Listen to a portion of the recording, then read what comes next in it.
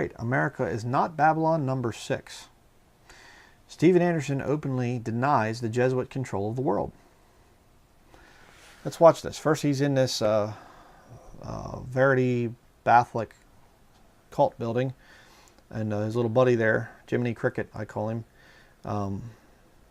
Listen to this. Now let's ask ourselves this question. Is Rome, Italy today ruling over the world?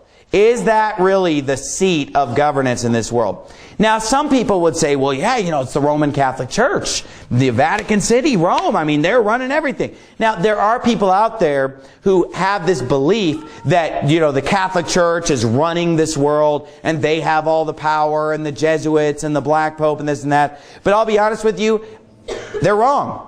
It's that simple. See, the Catholic Church did used to have that kind of power. In the Middle Ages, they did have that power. But honestly, today, they don't have the same power that they once had in the Dark Ages. Wow, I'm convinced. I mean, I'm just going to quit talking about the Jesuits being bad and things like that. The Jesuits aren't behind anything anymore. The Vatican just doesn't have any power. I mean, Steven Anderson just comes out and says, that's just wrong. Oh, okay. Yeah, all right. That's just wrong. That's not the Jesuits. They don't have any power.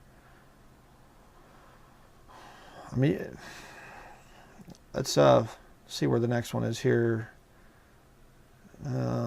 This is one that he did at his own little cult building now. Hold on here. Shut up for a minute here until I can get to the spot. We'll go to an hour and 20 minutes into this thing, approximately, and we'll hear this thing again of him openly teaching that it's not the Vatican, it's not the Jesuits. Let's listen to this a little bit. Whenever I preach about this, here's what people say. You're wrong, it's the Catholic Church. You're wrong, it's the Vatican. But here's the thing about that, though. The Vatican is also inhabited by the spirit of Babylon, because we see the same idolatry, the same globalist ambitions, the same thing. Because why? Because Rome used to be the seat of the whore in the past. So during the Roman Empire, it was Rome. But not only that, during the Middle Ages, it was still Rome, because it's the Roman Catholic Church. But I'm sorry, today in 2016, the Roman Catholic Church and the Vatican is not the seat of globalist power. Nor does it fit in with the description in Revelation 18 at all, as being a great consumer of the world's merchandise where every shipmaster is affected. Doesn't fit. So there you have it. I mean, just the Vatican is not the seat of globalist power. I mean, it was in the Middle Ages and the Dark Ages and things, but it's just not anymore. It's just not there.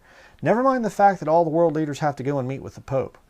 And they all have to go and bow to the Pope and things like this, and they get their marching orders from the Pope. And never mind the fact that, you look at governments and things, and it's this guy's a Knight of Malta, and that guy's a Knight of Malta, and Knight of Columbus here, and Jesuit there, and all the stuff. Never mind that, let's just not talk about those things. Here we have a picture. I found this kind of interesting. The pyramid structure of the New World Order, essentially. You have at the top this M1 monetary thing. I'm not sure about that. What the Great Jesuit Council is. Again, I don't really know much about that. Some of the papal bloodlines and things, I've heard of some of that. But then you have the Black Jesuit Order with the Black Pope there. The Vatican Corporation under them. Supreme Council, the Scottish Rite. The Order of Malta, the Knights of Malta. And this, of course, goes over into other, knighthoods and stuff like that. USA, you have Skull and Bones. UK, USA, of the Pilgrim Society, Opus Dei, or Opus Dei, however you want to say it. Club of Rome, Bohemian Club there.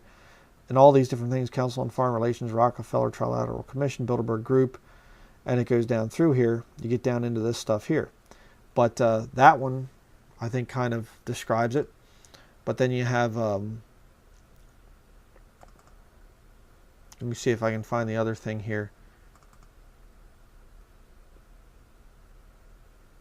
Here you have the Jesuit power structure of the United States as of 2006. These are the different provincials. Superior General Peter Hans Kulvenbach. Different provincials there. the Jesuits that rule this country.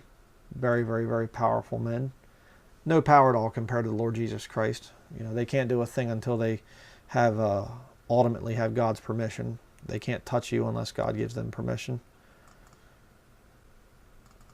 Okay, yeah, this is from the Alberto comics. I think this is a pretty good one too. Pretty accurate.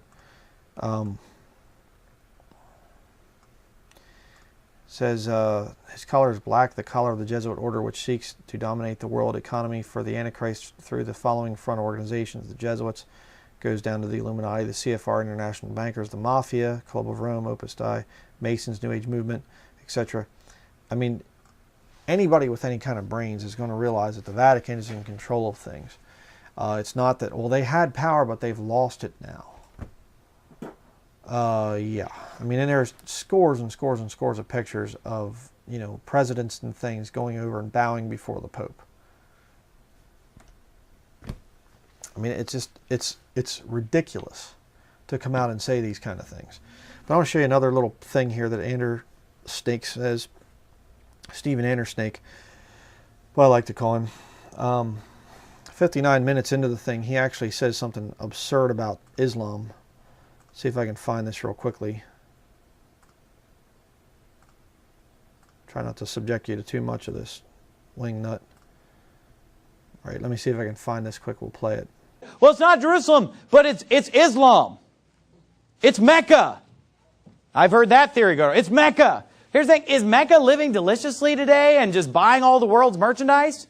And when Mecca's wiped out, they say, no man buyeth our merchandise anymore. Let me ask you this. Is Mecca characterized by idolatry? No, because Muslims don't have any idols at all.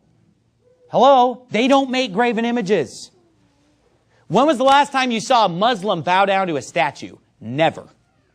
When was the last time you saw Muslims making statues and praying in front of a statue? Never. Because Muslims don't have any idolatry, whereas Babylon's characterized by great idolatry.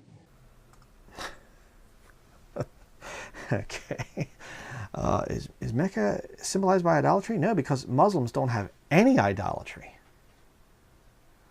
Okay, they venerate Mary first and foremost. Okay, there's stories of, there was a Catholic priest, I think at one point in time in the history, there was a invasion, Turkish invasion or something like this, and these Muslims are coming up to invade, and this priest holds up a picture or a painting or something of the Virgin Mary, and they're all like, oh, going down, bowing to it and stuff. But they venerate Mary. But what about the huge, big, black, Kaaba stone or whatever that big, stupid thing is over there, and they're all bound to the thing and stuff like this? They don't have any idols? Excuse me? What is Allah? He's a moon god. He himself is an idol, an ancient pagan idol. Why would Stephen Anderson say that the Muslims don't have any idols?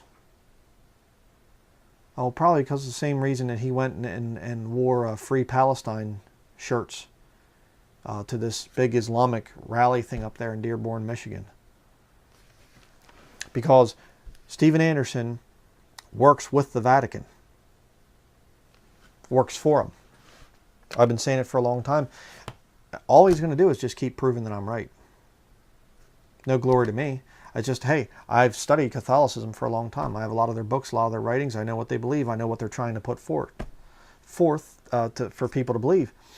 Stephen Anderson's working for them. As is anybody else that's working for this Babylon USA documentary thing. Watch out for these people.